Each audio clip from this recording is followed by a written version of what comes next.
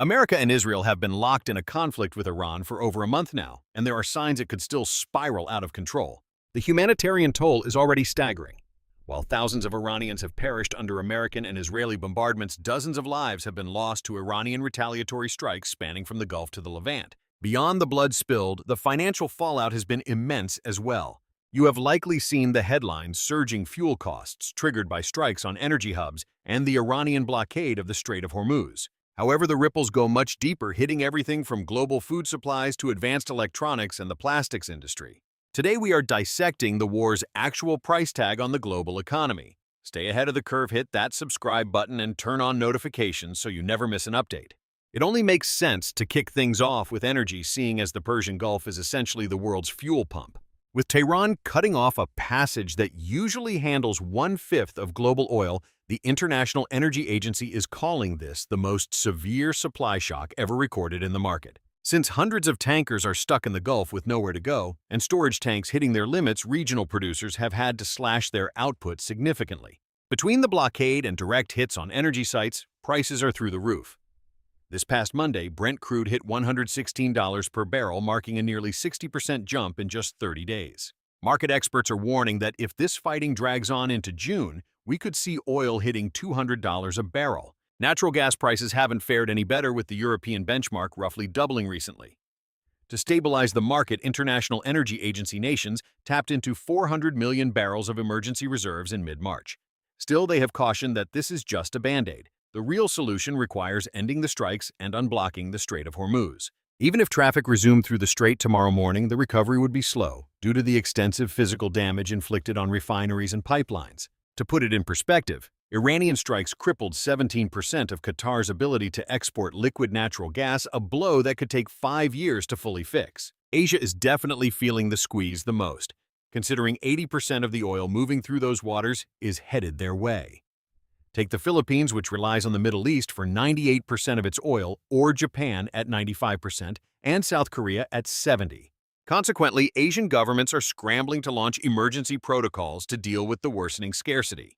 Seoul is currently weighing driving bans for all citizens after already tightening the belt on government vehicle use. Manila has officially called for a state of emergency regarding energy, making it clear that radical measures are being considered. Over in Sri Lanka, the government has turned Wednesdays into a national holiday and started strictly rationing gasoline. Authorities in Thailand are urging citizens to dial back the air conditioning and shift to remote work, while India faces a cooking gas crisis that is hitting families and local shops hard. Although Asia is on the front lines of this crunch, the rest of the globe will likely feel the pressure soon enough. Experts at JP Morgan suggest this energy crisis is rolling out in stages rather than hitting everyone at once. It is essentially a wave of shortages slowly migrating toward the West. Their data points to Africa being the next target by early April, with European markets bracing for the blow by the middle of the month. America sits at the end of this chain, so while we might not see empty gas stations immediately, the impact is still coming. The United States will primarily face surging prices and supply chain glitches for refined fuels. Yet, as mentioned, the chaos stretches far past the gas pump. The disruption in fertilizer manufacturing is especially alarming, specifically because it is hitting right as farmers are trying to plant their spring crops. To understand why, remember that natural gas is the main ingredient for fertilizer, making the Middle East a vital player in global agriculture. Roughly 1/3 of the world's maritime fertilizer shipments, mostly urea and phosphates, typically flow through that narrow waterway. With the strait blocked, fertilizer supplies have plummeted, driving urea prices up by roughly 50% since hostilities broke out. Basically, this translates to more expensive groceries as farmers face both higher overhead and smaller harvests due to the lack of nutrients. It is a looming disaster that could spark political unrest, especially in places like the United States, India, and Europe, where food costs sway elections, and farmers carry a lot of weight. For those in developing nations who depend on foreign fertilizer, however, this is not just about politics, it is a matter of survival. The World Food Program warns that if the war lasts through June, the number of people suffering from severe hunger could swell by 45 million, on top of the 318 million already at risk. Moving on, we need to talk about another critical resource being affected: helium. Helium is harvested alongside natural gas, which is why Qatar supplies nearly 1/3 of the world's total, all of which usually exits through the Strait of Hormuz. This conflict-driven shortage is a massive threat to the tech world, as helium is essential for making the microchips that run every piece of modern technology we own. Por favor. Major manufacturers like Samsung and TSMC are surviving on their existing stockpiles for now, but expert Phil Kornbluth warns that while the weather looks fine at the moment, there is a massive wave heading straight for the industry. Tech giants are desperately rooting for a quick ceasefire if they have any hope of keeping up with the exploding demand for artificial intelligence processors. Lastly, we are seeing chaos in the petrochemical and plastics sectors since almost every plastic item starts out as a fossil fuel. Even if you have switched to reusable bags and paper straws, plastics remain the backbone of the modern world. They are indispensable for everything from medical gear and car parts to basic packaging and heavy manufacturing.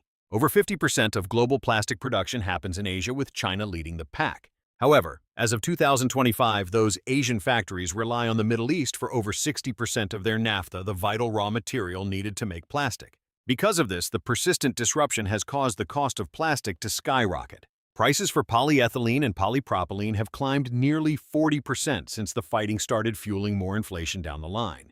So as you can see, the financial chaos from the Iranian conflict is incredibly widespread.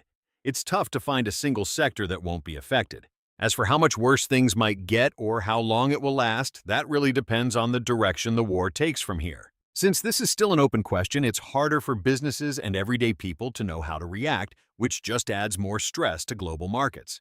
Barclays experts noted that the Trump administration's mixed signals about the war's goals and exit plans have created a thick fog of uncertainty. Now there are several major players involved in this whole situation. It's no secret that the world is run by these heavy hitters, but that isn't just limited to the world of politics. Massive corporations also maintain a total stranglehold on the society we live in today. Avoiding them is basically impossible since they've worked their way into every single part of our daily lives. But what if we told you that you could take back some of that control starting with your inbox? You're probably thinking, my email. How much is that actually going to help? Well, your email is personal, and hanging on to your own data is a big deal. Most messaging apps go out of their way to tell you that your chats are encrypted from end to end. So why should your emails be any different? Thankfully, Proton Mail has a solution for that. It's a private, secure substitute for giants like Gmail that gives you everything you need to be productive while keeping those annoying ads out. Although this is about much more than just dodging some irritating ads. It's the fact that every human is born with a right to privacy. But nowadays that's basically extinct because of our digital age. Kids start having a digital footprint before they even arrive without any choice in the matter.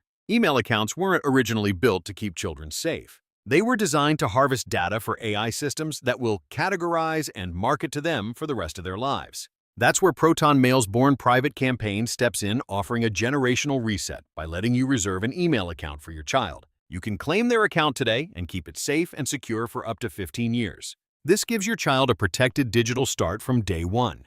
When they're ready, their inbox will be waiting private, clean, and entirely theirs. So, if you're ready to reclaim your privacy or protect your family's future, start using Proton Mail for free at proton.me/BP/TLDDR to get one step closer to a life free from data harvesting.